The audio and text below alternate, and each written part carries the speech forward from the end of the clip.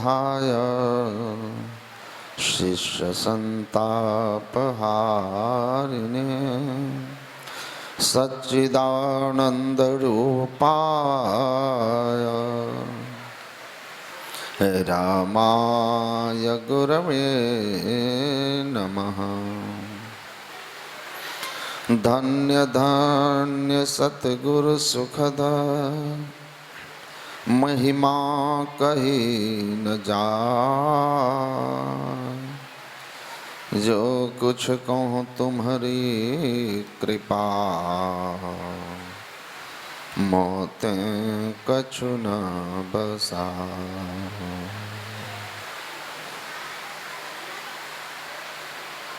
मंचासीन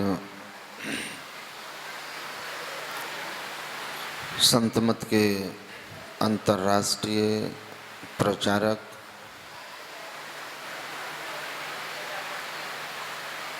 सरलता के प्रतिमूर्ति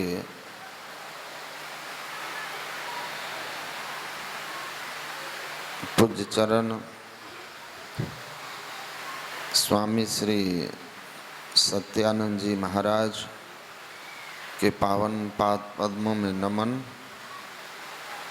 वंदनीय साधु समाज, परम आदरणीय सत्संग प्रेमी महानुभावों, धर्मानुरागिनी माताओं एवं धर्मशीला बहनों,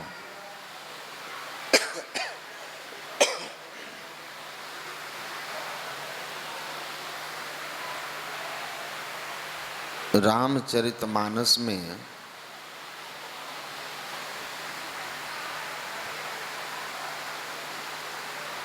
आया है, अनुचित उचित काज कछु होए,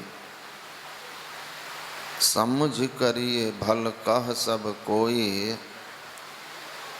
सहसा कर पीछे पछताहि, कहहि वेद बुधते बुध नाही।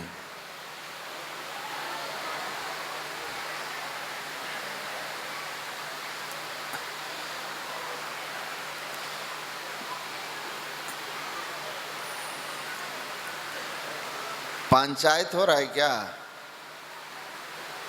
पंचायत में तो नहीं आए हैं ना,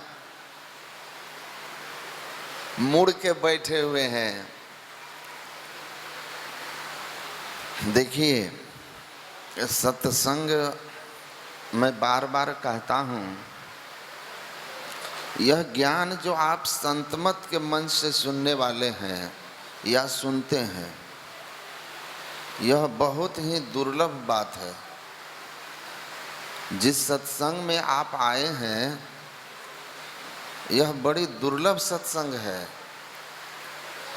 यह ज्ञान आपको कल्याण के पथ पर ले जाएगा और इस ज्ञान के अधिकारी हर आदमी है। तरते गए जो अस किए सब राव राजा रंक हो, विप्र भंगी अपड़ पढ़ुआ करो तरिहो निशंक हो। इसको कोई भी कर सकते हैं, ब्राह्मण है, भंगी है, अनपढ़ है, पढ़ा लिखा है, राजा है या रंक है, जितने मनुष्य तनधारी हैं सब इस ज्ञान के अधिकारी हैं। लेकिन अगर आप अपने अधिकार को प्राप्त नहीं करेंगे तो ये आपका दुर्भाग्य है। तो सत्संग में शांत भाव से सुनना चाहिए।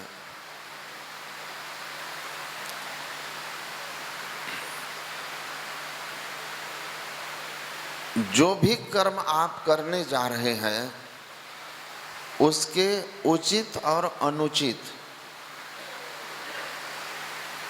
होने का ठीक ठीक पहले विचार कर लीजिए कि जो हम कर रहे हैं यह उचित है कि नहीं। उचित है इस यह कैसे जांचेंगे?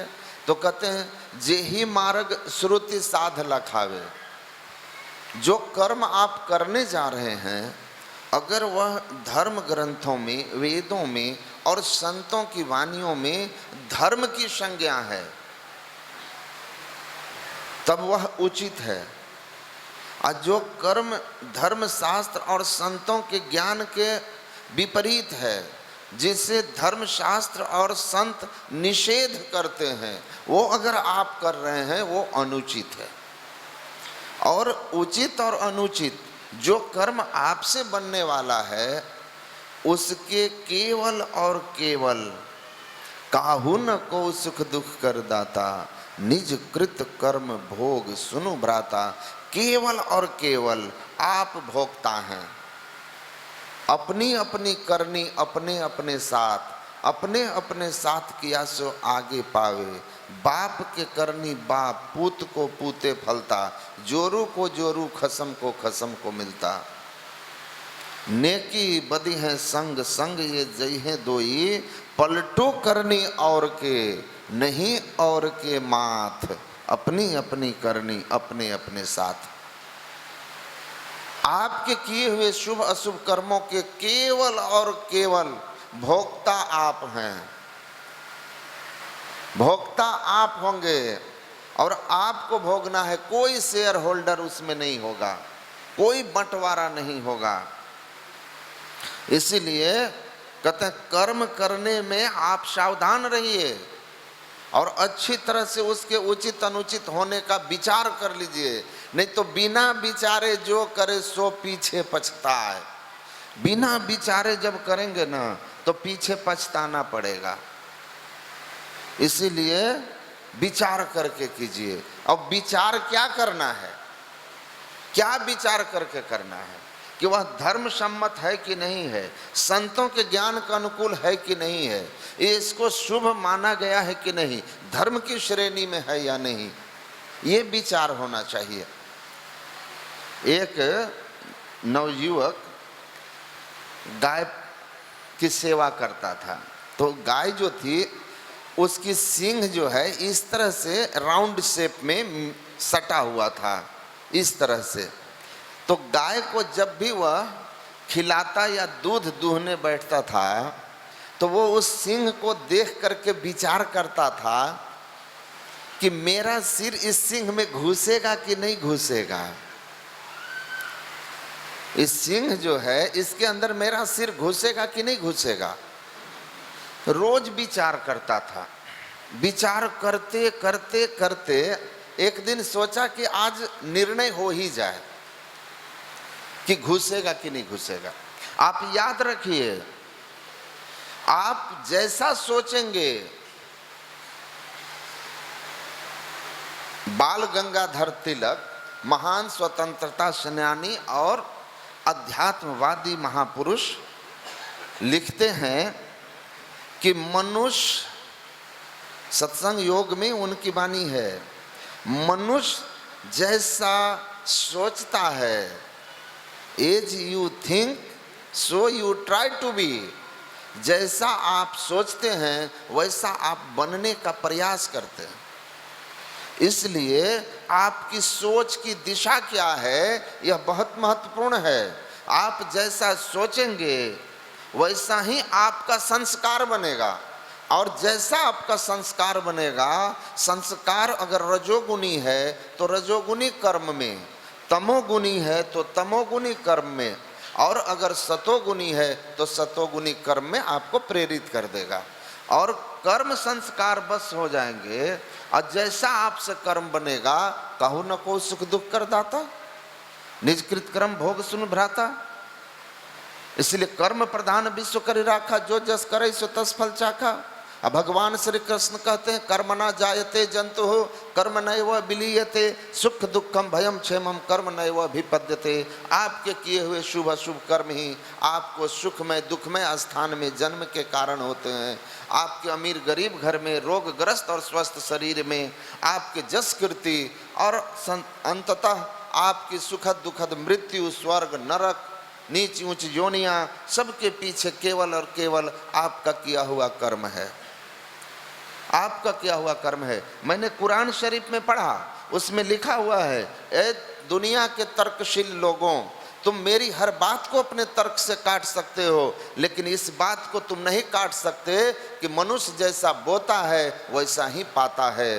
As you sow so you reap, आपे बीजे आपे पावे, नानक हुक्मी आवे जावे। गुरु नानक कहते आपने बोया है आपने पाना है, दूसरा किसी को नहीं मिलेगा। तो आप क्या बो रहे हो? आपने शायद सुना होगा, तुलसी यह तन खेत है मन वच कर्म किसान, अब पाप पुण्य दो बीज है, लुए बुने सो लुए निदान। तो आप सोच क्या रहे हो? आपके मन में चिंतन क्या है? ये सबसे महत्वपूर्ण चीज है। आप सबसे ज्यादा अपने शरीर की ऊर्जा को अपने मन के द्वारा आप वेस्ट करते हैं या मन के चिंतन में खर्च करते हैं। तो आपका सबसे ज्यादा कर्म तो आपका मन करता है, इसीलिए मन के प्रति सावधान रहो। क्या सोच रहे हो? भगवान बुद्ध कहते हैं हमारा वर्तमान जीवन हमारे विचारों का फल है। अगर मनुष्य अच्छा विचारता है, अच्छा सोचता है, भले सोचता है, भले की बात सोचता है, तो उसके पीछे पीछे सुख ऐसे ही चलता है जैसे उसकी छाया। अगर बुरा सोचता है, बुरा विचारता है, उसके पीछे दुख ऐसे ही चलता है जैसे बैलगाड़ी के पीछे पहिया। इसीलिए आप देखेंगे वेद के जब मंत्र का पाठ होता है तो कहते हैं तन में मनः शिव संकल्पमस्तु, हमारा मन शुभ संकल्पों वाला हो, शुभ संकल्पों वाला हो। अर्थात हम हमेशा ऐसा सोचें जो धर्महित हो, जो धर्म अनुकूल हो, जो संतों के ज्ञानानुकूल हो। हमारा चिंतन वैसा होना चाहिए, और नहीं तो गुरु मंत्र जपते रहो, हरदम जपो, ऐसे ही मन शुद्ध पवित्र रहेगा। तो चिंतन हमारा कैसा है, यह जीवन का सबसे महत्वपूर्ण चीज है।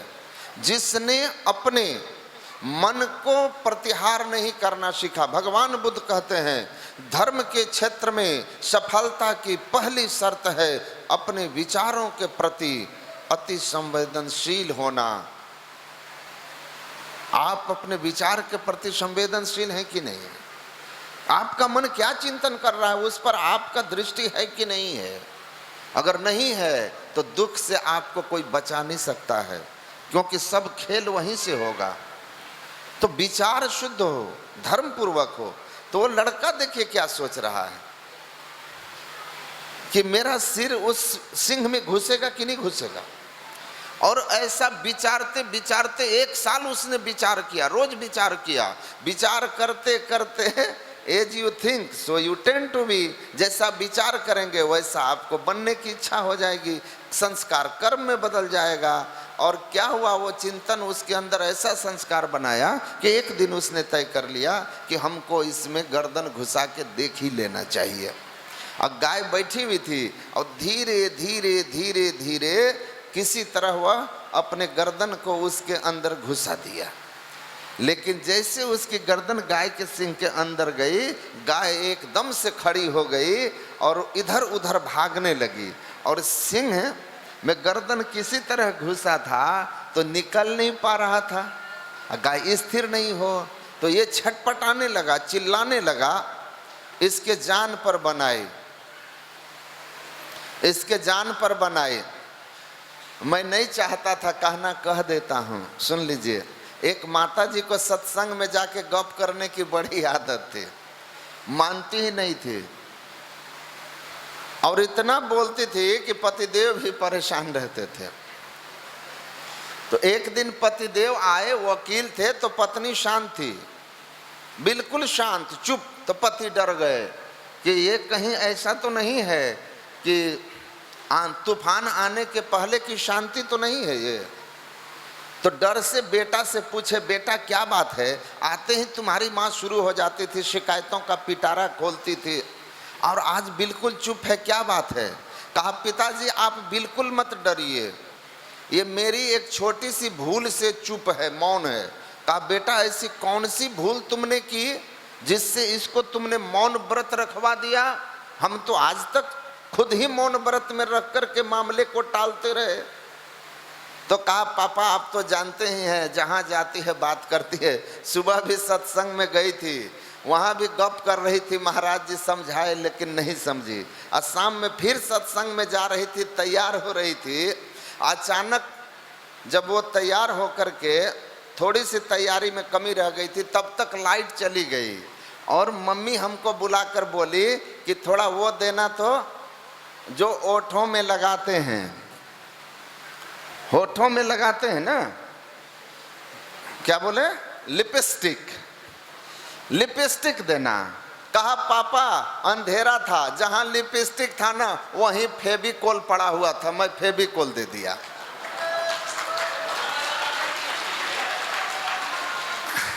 अब आप समझ गए फेविकोल के बाद क्या हुआ, ओठी सट गया। तो सत्संग में आकर के अगर आप बात करेंगे ना, तो गुरु महाराज न करे कि आप किसी को ऐसा कभी हो जाए, लेकिन हम क्या करें, काहू न कोई सुख दुख कर दाता, अनिज कृत कर्म भोग सुनु भ्राता। तो आप समझिए, तो शांति से सुनिए।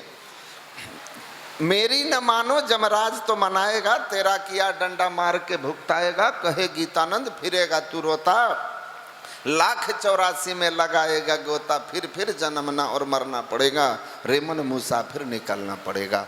अगर संतों को नहीं मानेंगे ना तो जमराज की माननी पड़ेगी आपको।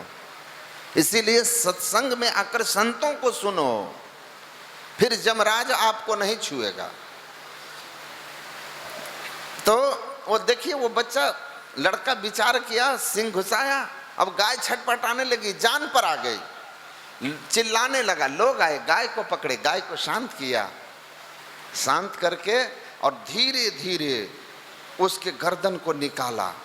और उसके बाद लोग बोलने लगे, अरे मूढ़, अरे मूर्ख, तुम पढ़ा लिखा समझदार है, गाय की सेवा करता है, पढ़ता है, समझदार है, सब कुछ सुनता समझता है, फिर भी तुमने सुना नहीं गिरधर कवि का, बिना विचारे जो करे सो पीछे पछताए, काम बिगाड़े आपनो जग में होत ससाए। बिना सोचे विचारे तुमने गाय के सिंह में अपनी गर्दन घुसा करके मूर्ख बन के दुनिया में हंसी का पात्र बना और जान जोखिम में डाला।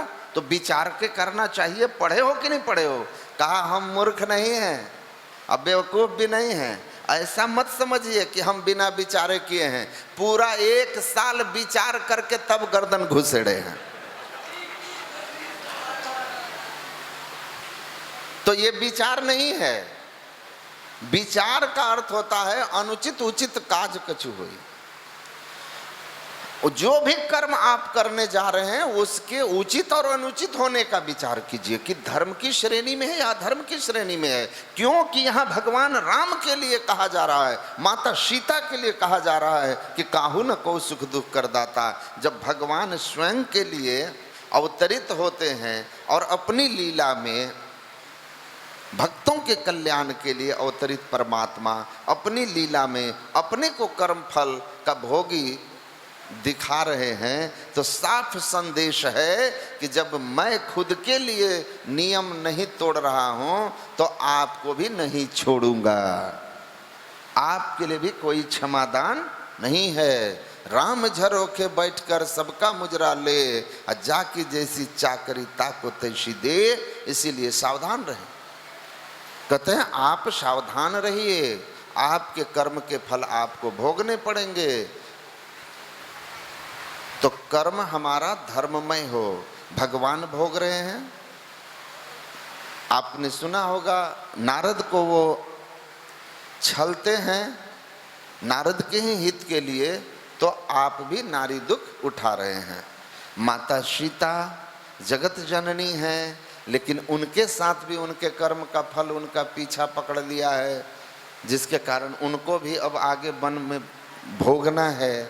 भगवान कृष्ण राम बाली बनकर मारते हैं, बाली को मारते हैं छिप करके, तो कृष्णा अवतार में वही बाली जरा नाम का व्याध बनता है और भगवान को धोखे से मारता है कृष्ण को।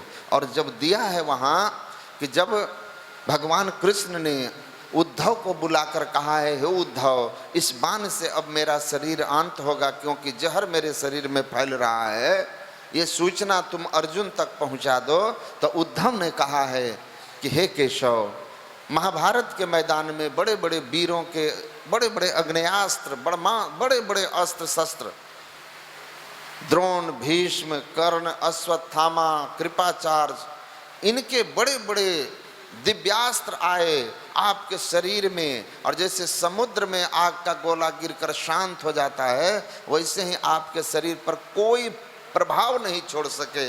एक साधारण सा व्याधा के साधारण से बाण से आप कह रहे हैं कि मुझे शरीर छोड़ना पड़ेगा, जहर फैल रहा है। तो भगवान कृष्ण ने वहाँ कहा, महाभारत में यह प्रसंग आता है, भगवान कृष्ण वहाँ कहते हैं, हे उद्धव, महाभारत के मैदान में जो बाण मेरे शरीर को छू रहे थे वो वीरों के बाण थे, वो वीरों के बाण थे। और ये बाण जो मेरे पैर में लगा है ये किसी वीर का बाण नहीं है, ये मेरे पूर्वकृत कर्म फल का बाण है, मेरे कर्म का बाण है। और इसलिए जिस बाली को मैं छिप कर मारा था रामावतार में, वही बाली जरा नाम का व्याध बना और वही हिसाब बराबर हो रहा है। मेरे पैर में बाण लगा, मैं अपने कर्म के सिद्धांत को स्वीकार कर रहा हूं, मैंने इस व्याधे को बाण को स्वीकार किया है। वीरों के बाण हमने स्वीकार नहीं किए थे, पर इस बाण को हमने स्वीकार कर लिया क्योंकि ये मेरे कर्म के सिद्धांत के अनुकूल है। तो राह दिखा दो आगे चलकर। तो भगवान दिखा रहे हैं लीला में। तो हमें भी अपने कर्म के प्रति सावधान रहना चाहिए, और जो कर्म धर्म की संज्ञा में नहीं है वो नहीं करना चाहिए। और साथ ही साथ आपने इस पाठ को जो सुना है, कह भी दिया, और आगे आपने सुना, गुरु महाराज ने कहा यह वेदांत दर्शन है, यह वेदांत है। क्यों कहा? आपने सुना, योग वियोग भोग भल मंदा, अहित अनहित मध्यम भ्रम फंदा, जन्म मरण जह लग जग जालू, संपत्ति विपत्ति करम अरुकालू,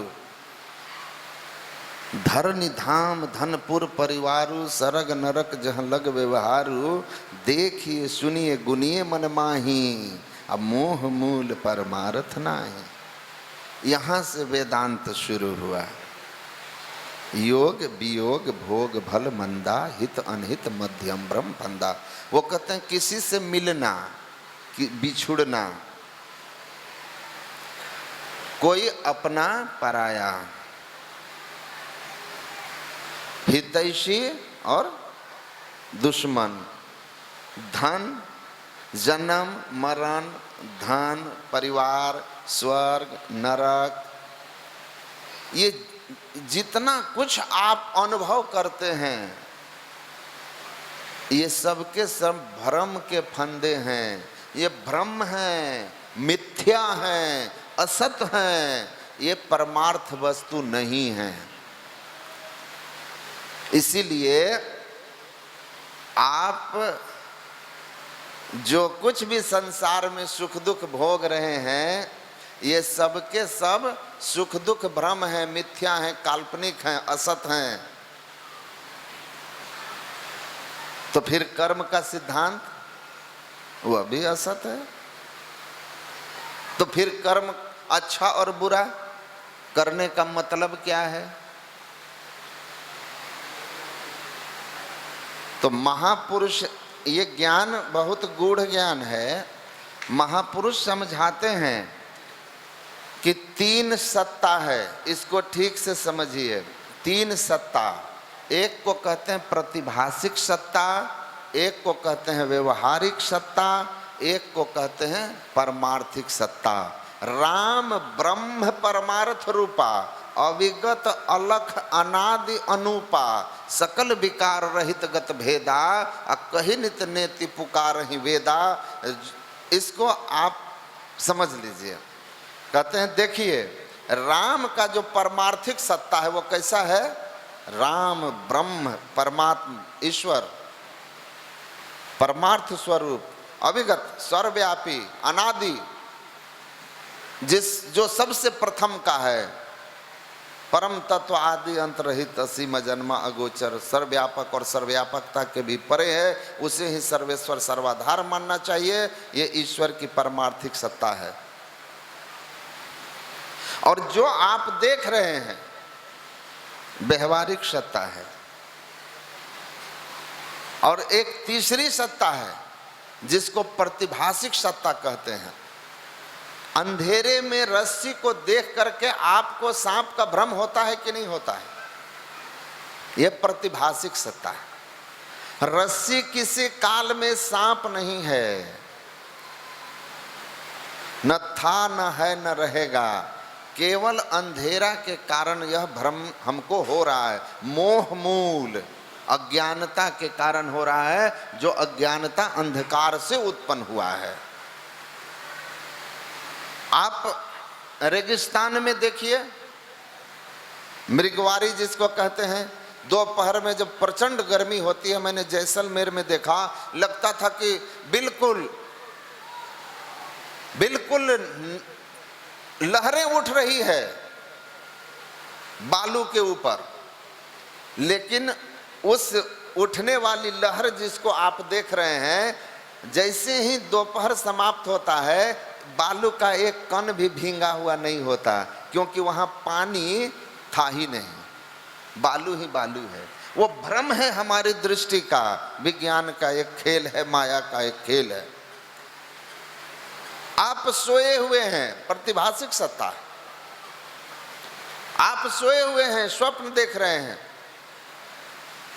सूरदास बहुत सुंदर कहते हैं कि सपने माँ ही नारी को भ्रम भयो, बालक कहीं हेरायो, अजागी लखियो ज्यों का त्यों है, ना कहीं गयो ना आयो। आप स्वप्न देख रहे हैं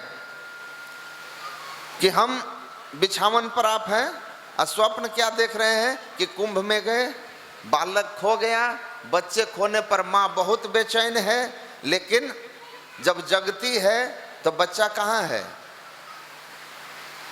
साथ में है, लेकिन वो कितना दुख उठाई है स्वप्न देखते हुए।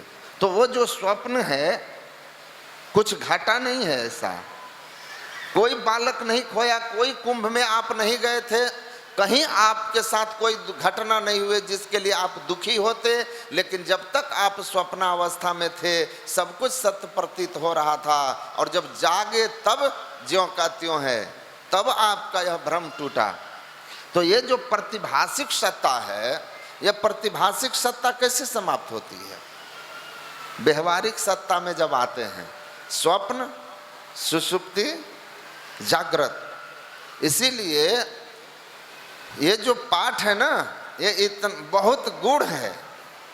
आप तीन सत्ताएं हैं और तीन अवस्थाएं हैं, तीन सत्ता। हम जिस व्यवहारिक सत्ता में हैं, इस व्यवहारिक सत्ता में रह करके जो हमसे व्यवहार होगा, सुख दुख हो, जो अच्छा बुरा कर्म होगा, वह व्यवहारिक रूप में हमको सुख दुख भोगना पड़ेगा, और हम अनुभव करेंगे। बिल्कुल अभी आपको दुख और सुख हर्षित शोकित करता है ना, तो व्यवहारिक सत्ता में जब तक आप हैं, तब तक आपको व्यवहारिक सत्ता के किए हुए सुख दुख आपको सुखी दुखी करेंगे। इसीलिए व्यवहारिक सत्ता में भी कोई दुख नहीं चाहते तो बुरा मत करो, लेकिन केवल शुभ अशुभ करते रहे तो यह जन्म मरण का चक्र चलते रहेगा, और आप परमार्थिक सत्य को नहीं जान पाएंगे। इसीलिए जो परमार्थिक सत्य है, वह इन तीन अवस्थाओं, जागृत, स्वप्न, सुषुप्ति, तीन अवस्था तजहूं भजहूं भगवंत, मन क्रम वचन अगोचर, व्यापक व्याप अनंत। इन तीन अवस्थाओं से ऊपर उठ करके उसको आप जानते हैं, उस परमार्थिक सत्ता को। इसीलिए कहा प्रपंच पश्मो अद्वैतम शिवम शांतम चतुर्थम स आत्मा सविज्ञेय। आप न तो जागृत सत्य है, न स्वप्न सत्य है, और न ही सुषुप्ति सत्य है। ये तीनों परमार्थिक हैं। ये जो आप जगे हुए हैं ना, कहा ये भी सोया हुआ है। मोह निशा सब सोआ निहारत, देखिए सपन अनेक प्रकारा। लक्ष्मण जी कहते हैं ये भी मोह की रात्रि में, अज्ञानता की रात्रि में हम सोए हुए ही हैं। जागिए जीव, जागू जागू जागू जीव, जो है जग जामिनी। अदेह गेह नेह जानो, जैसे घन दामिनी। तो असली बात है कि इस में आप जहां हैं, इस सत्ता में आपको बिल्कुल अंधकार में रस्सी में सांप का भ्रम होना और दुखी होना ये होगा। जब आप वहां प्रकाश कर देंगे तो रस्सी रस्सी अपने निज स्वरूप में दर्शन देगी और आपका दुख भय समाप्त हो जाएगा। यथा सुसुप्तम पुरुषम विश्वम पश्यति चात्मनि, आत्मा न देख में कस्तम मन्यते स्वप्न उत्थितः। रुक्मणी को भगवान का यह उपदेश है कि जिस तरह सोया हुआ पलंग पर व्यक्ति संपूर्ण प्रपंच को अपने अंदर ही देखता है, माता पिता भाई मित्र बंधु, लड़ाई झगड़ा मेल प्रेम, सब सुख दुख उसको स्वप्न में अपने ही अंदर में दृष्टिगोचर होता है और वह पड़ा हुआ स्वप्न पर अकेला होता है। लेकिन जैसे वह स्वप्न से उठता है, वह अपने आप को, सारे प्रपंच समाप्त हो जाते हैं, वह केवल और केवल अपने शुद्ध बुद्ध स्वरूप को पाता है। वैसे ही आप जहाँ पर हैं, यह व्यवहारिक सत्ता में अभी बैठे हुए हैं, यह भी एक स्वप्न ही है। और इस स्वप्न में यहाँ पर किए हुए कर्म आपको सुख दुख देंगे और आप सुखी दुखी होंगे। तो यहाँ भी आप दुख नहीं चाहते, इसीलिए यहाँ भी आप शुभ कर्मों को करिए। लेकिन ये शुभ कर्म आपको आपके स्वरूप के दर्शन नहीं करा सकते, और जब तक स्वरूप का ज्ञान नहीं होगा, कर्म की हो ही स्वरूप ही चिन्हे।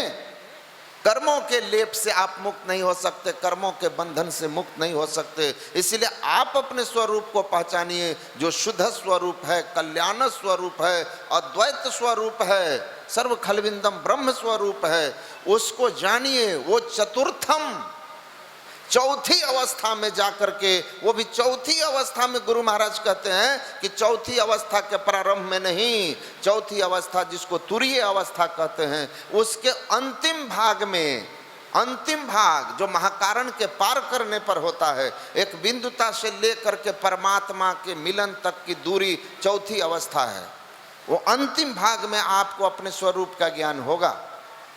तो चौथी अवस्था जो है, उस व्यवहारिक सत्ता से परमार्थिक सत्ता की ओर बढ़ने के लिए आप अपने आप को स्वप्न से जैसे जगा लेते हैं, जागते हैं तो स्वप्न समाप्त हो जाता है और पाते हैं आपकी ये सब प्रपंच, जो कुछ कुंभ का मैंने करोड़ों लोगों के बीच नदी नाला तालाब बनाया था, वो सब मेरे अपने ही मन के खेल थे, लेकिन जागने पर सब समाप्त हो गया। तो इस स्वप्न अवस्था से जो दरिया जागे ब्रह्म दिशि सो जागा प्रमाण, परमात्मा की ओर चलिए, चौथी अवस्था की ओर चलिए। और चौथी अवस्था की ओर चलने से परमार्थिक सत्ता की ओर चलेंगे।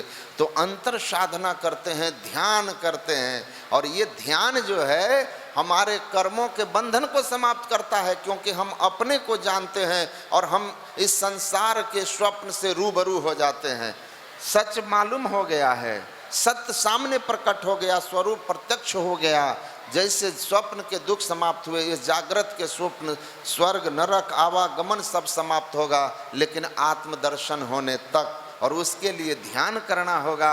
भगवान शिव कहते हैं ध्यान आपको जगाता है अपने स्वरूप में, ध्यान आपको परिचय कराता है अपने आप से, ध्यान आपको अपनी पहचान कराता है, ध्यान आपको सारे माया के आवरणों से मुक्त करता है, ध्यान आपको अपनी कर्म मंडल के पार ले जाता है, और तब किए हुए कर्म अपने ही आप समाप्त हो जाते हैं। यह करोति सदा ध्यानम आज्ञा पद्मश गोपितम पूर्व जन्म कृतम पापम विनश्येद विरोधतः। जो सदैव आज्ञा पद कमल का ध्यान करता है, शिवनेत्र सुषुम्ना का ध्यान करता है, वो तीन अवस्था से ऊपर उठ जाता है, और तीन अवस्था से ऊपर उठ के चौथी अवस्था में जैसे जाता है, यह संसार प्रपंच उसके लिए स्वप्न की तरह मिथ्या हो जाता है। तो चौथी अवस्था में चलते हैं, अंदर का प्रकाश मिलता है, और इसीलिए कहा आप अपने अंदर में साधन कीजिए। गुरु से युक्ति लीजिए। संसार में है, व्यवहारिक जीवन में तो सब सुकिरत करो, सत्कर्म करो, इससे नरक और दुख नहीं होगा, निज योनिया में नहीं जाओगे। लेकिन इतने ही करके मत रहो, क्योंकि इससे मोक्ष मुक्ति और आवागमन का अंत नहीं होगा और गारंटी नहीं कि मनुष्य शरीर मिले। इसीलिए साथ ही साथ साधना कीजिए, ध्यान कीजिए। ध्यान करेंगे 3 अवस्था से चित्तवृत्ति का निरुद्ध होगा, 4थी अवस्था में प्रवेश कर जाएंगे। सुखमन के घर राग सुनि सुन मंडल लिवला, यकत कथा विचारिए मन सा मन समय। तो उस सुषुम्ना में प्रवेश करने की युक्ति संत सदगुरु बताते हैं। और यही सुषुम्ना ध्यान, सघरक ध्यान, शिव नेत्र का ध्यान करके जीव जब अपने आप को इस 3 अवस्था से ऊपर 4थी अवस्था में पिंड से ब्रह्मांड की ओर उठा लेता है, तो उसके संसार यही जग जामनी जागहि जोगी, वही जोगी होता है जो इस संसार के मोह निशा में जाग जाता है और उसको ज्ञान हो जाता है कि तन धन दारा सपन है सारा, अंत न आवे कामा हो। आप सुनते ना, तन धन दारा सपन है सारा, अंत न आवे कामा हो। ये अंत में काम नहीं आएंगे, लेकिन मन क्यों नहीं मानता?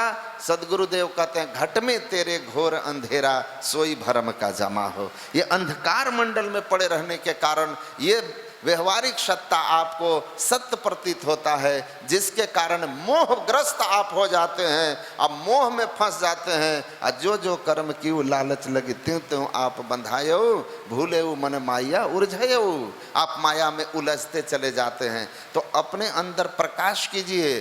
जैसे रस्सी का भ्रम, सर्प के भ्रम को आपने प्रकाश करके, बाहरी प्रकाश से आपने रस्सी में सर्प के भ्रम को दूर करके सुख पाया है, वैसे ही अंधकार जो बंद कर रहे हो, अंधकार जो देखते हो अपने आंखों को बंद करने पर, इसके अंदर अंतः प्रकाश, अंतः शरीरे ज्योतिर्मयम ही शुभ्रम यम पश्यति यतयः क्षीण दोषाः, अपने अंदर के प्रकाश को जब कर देंगे तो ये संसार का जो प्रपंच है व्यवहारिक सत्ता का, ये सब आपका प्रतीत हो जाएगा कि ये भी परमार्थिक सत्य नहीं है, इसके भी सुख दुख सत्य नहीं है। आप अपने अंदर में जागिएगा।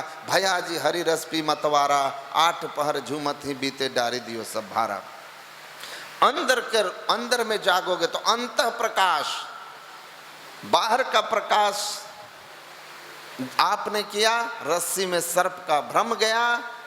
अंतर प्रकाश करोगे तो ये व्यवहारिक सत्ता का भी भ्रम चला जाएगा, अपने ओर हो जाइएगा।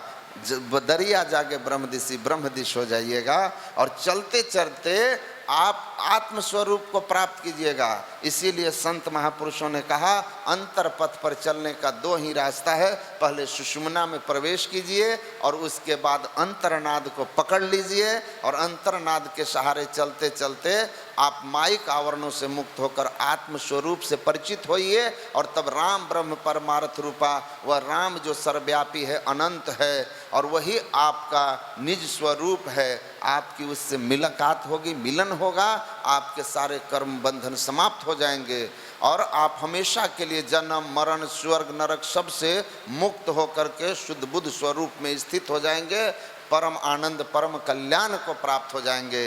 ये और संसार में जब तक रहिए ये हमेशा याद रखिए कि यह परमार्थिक सत्य नहीं है, लेकिन यहाँ पर रहकर जब तक आप परमार्थ सत्य को नहीं जान पाएंगे तब तक जन्म मरण भी होगा, सुख दुख भी होगा और वह सब होगा आपके किए हुए शुभ अशुभ कर्मों से। इसीलिए ध्यान भी वही कर सकेगा जो सत्कर्मी होगा। इसलिए गुरु महाराज ने कहा सत्कर्मी होकर के ध्यान करना चाहिए। जो पापकर्मी होते हैं उनका चित्त शुद्ध नहीं होता, वे ध्यान करके अपने को परमार्थिक सत्य की ओर नहीं ले जा सकते, वो दुख में नरक में 84 में आते जाते रहेंगे। इसीलिए संत के शरण में जा कर के सद्ज्ञान सीख लीजिए, सत्कर्मी बन के रहिए और ध्यान करते रहिए। तो ध्यान के प्रभाव से एक दिन आप कर्म के बंधनों से मुक्त हो जाइएगा और हमेशा के लिए सुखी हो जाइएगा। तो ये पाठ यही संदेश देता है। अब हम लोग पूज्य श्री से सुनेंगे। आप लोगों के दर्शन करने का सौभाग्य मिला। मैं यहाँ के समिति के लोगों को बहुत बहुत धन्यवाद देता हूँ इस सुंदर आयोजन के लिए। बोलिए श्री सद्गुरु महाराज की जय।